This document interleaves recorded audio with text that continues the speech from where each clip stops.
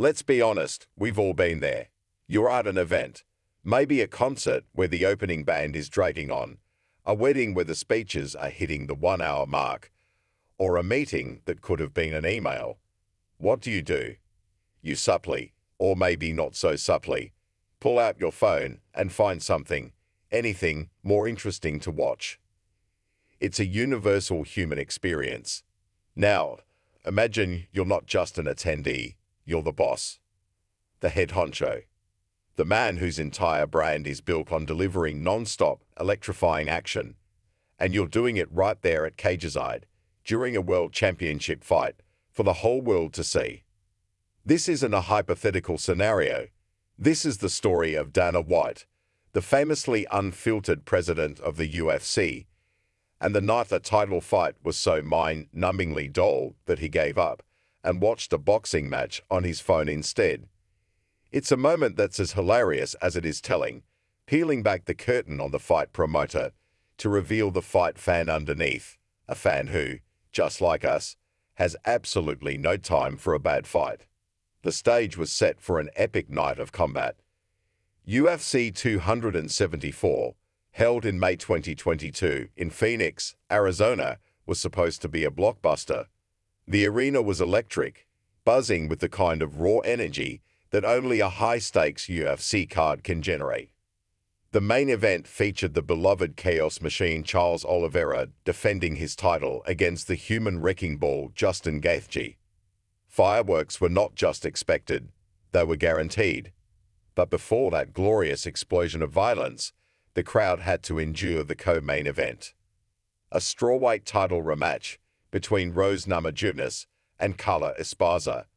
A rematch years in the making, this fight had a backstory, a history, and championship gold on the line. It had all the ingredients for a classic. Instead, what transpired was one of the most bizarre and universally panned fights in the history of the sport. To call it a fight feels like an overstatement.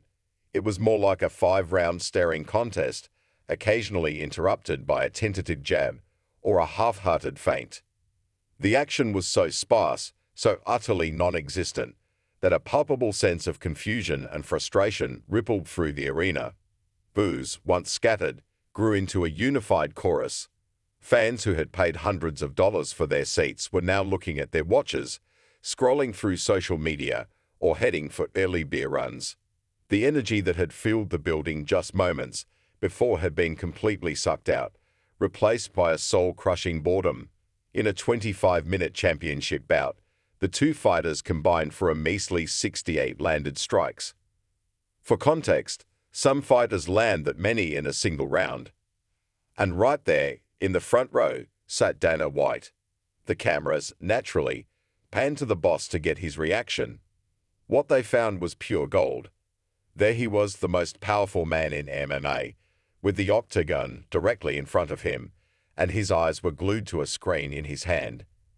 He wasn't reviewing fight stats or texting his lieutenants. He was watching a completely different event.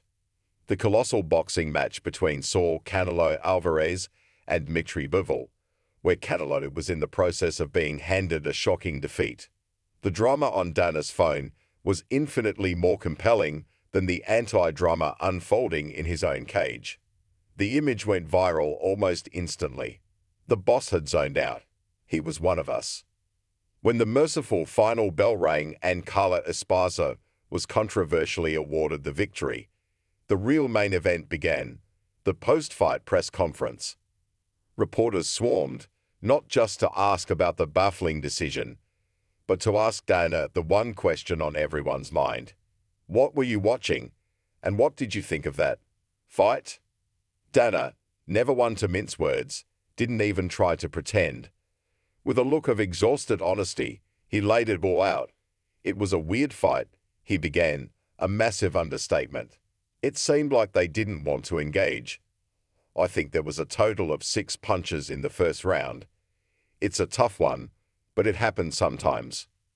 Then came the money shot, the confession that endeared him to every fan who had ever suffered through a terrible bout. I started zoning out halfway through it, he admitted with a shrug. When pressed on who he thought actually won the fight, he was blunt. "So I don't know who won. I don't think anyone is clamoring for that rematch, so we'll have to think of something else." In that moment, he wasn't the promoter. He was the voice of the people, collectively saying, "Please, never again." What makes this story even better is that this wasn't an isolated incident. Dana's cage-side Canelo watching is something of a recurring theme, a funny little quirk in the high-pressure world of fight promotion. Just a few months earlier, at UFC 268 in the legendary Madison Square Garden, it happened again. In a strange twist of fate, it was also during a Rose Namajunas title fight, this time a thrilling war